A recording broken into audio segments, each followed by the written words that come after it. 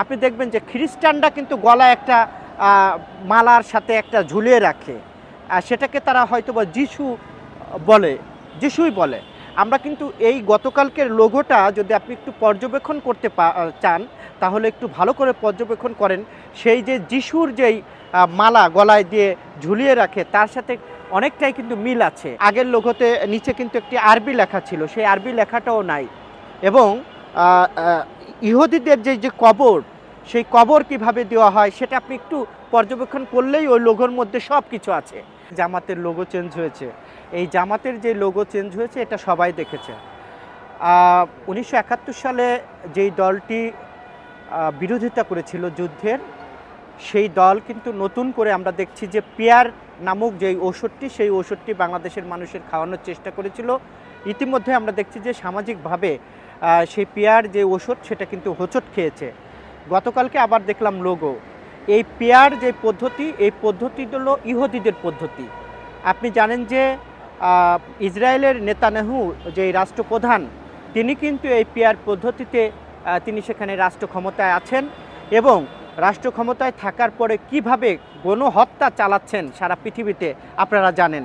অযথা কথা নাই বার্তা নাই মানুষকে হামলা করা, দেশকে হামলা করা, শিশুকে, নারীকে, বৃদ্ধকে তারা মেরে ফেলছে, অতিষ্ঠিত হচ্ছে বিশ্ব। ইতিমধ্যে জাতিসংঘে যে অধিবেশন হয়েছে, সেই অধিবেশনে যখন নেতানিয়াহু বক্তব্য দিচ্ছিলেন, তখন কিন্তু সারা পৃথিবীর যারা রাষ্ট্রনায়ক ছিল বেরিয়ে যাচ্ছে। আমার প্রশ্নটা হলো, যারা ইসলাম দাবি করে, ইসলামিক রাজনৈতিক দল দাবি করে, আল্লাহর কথা বলে, রাসূলের কথা বলে, তারা কিভাবে ইহুদির যে পদ্ধতি, সেই পদ্ধতি বাংলাদেশের মানুষকে খাওয়াতে চান? বাংলাদেশের মানুষ ধর্মভীরু, ইমোশনাল, তারা সবসময় আল্লাহ পাক এবং রসুল সাল্লাল্লাহু আলাইহি ওয়াসাল্লামকে বিশ্বাস করে।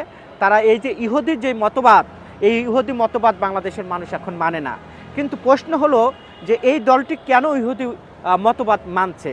গতকালকে আরেকটি জিনিস পরিষ্কার হবেন, আমিও দেখলাম যে আপনি দেখবেন যে খ্রিস্টানরা কিন্তু গলায় একটা মালার সাথে একটা ঝুলিয়ে রাখে, সেটাকে তারা হয়তোবা যিশুই বলে।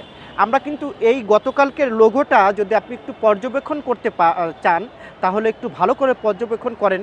সেই যে যিশুর যেই মালা গলায় দিয়ে ঝুলিয়ে রাখে, তার সাথে অনেকটাই কিন্তু মিল আছে। তো এখন বাংলাদেশের মানুষ ইতিমধ্যে প্রশ্ন করতে শুরু করেছে যে একটা ইসলামিক রাজনৈতিক দল যে ইসলামের কথা বলে, যে খোদার কথা বলে, সে কীভাবে ইহুদি চিন্তা চেতনাকে বাংলাদেশের মানুষের উপরে চাপিয়ে দিতে চায়? বাংলাদেশের মানুষ কখনো ইহুদি মত এবং চিন্তা চেতনাকে পছন্দ করে না এবং ভবিষ্যতেও পছন্দ করবে না। গতকালকের যেই লোগো, আগের লোগোতে নিচে কিন্তু একটি আরবি লেখা ছিল, সেই আরবি লেখাটাও নাই। এবং ইহুদিদের যে কবর, সেই কবর কিভাবে দেওয়া হয় সেটা আপনি একটু পর্যবেক্ষণ করলেই ওই লোগোর মধ্যে সব কিছু আছে। তো এই যে ইহুদি চিন্তাভাবনা, ইহুদি মত, ওহাবি মত, এগুলো মানুষ আসলে চায় না। মানুষ চায় হযরত মুহাম্মদ সাল্লাল্লাহু আলাইহি সাল্লামের যে আদর্শ নীতি, সেই আদর্শ নীতির মধ্যে আমরা চলতে চাই এবং আল্লাহ পাক রব্বুল আলামিন যে কোরআন আমাদেরকে দিয়েছেন, সেই কোরআনের নিয়ম নীতিতেই আমরা চলতে চাই। আমরা কোনো ইহুদি মতকে পছন্দ করি না এবং করব না, এদেশের মানুষ করবে না।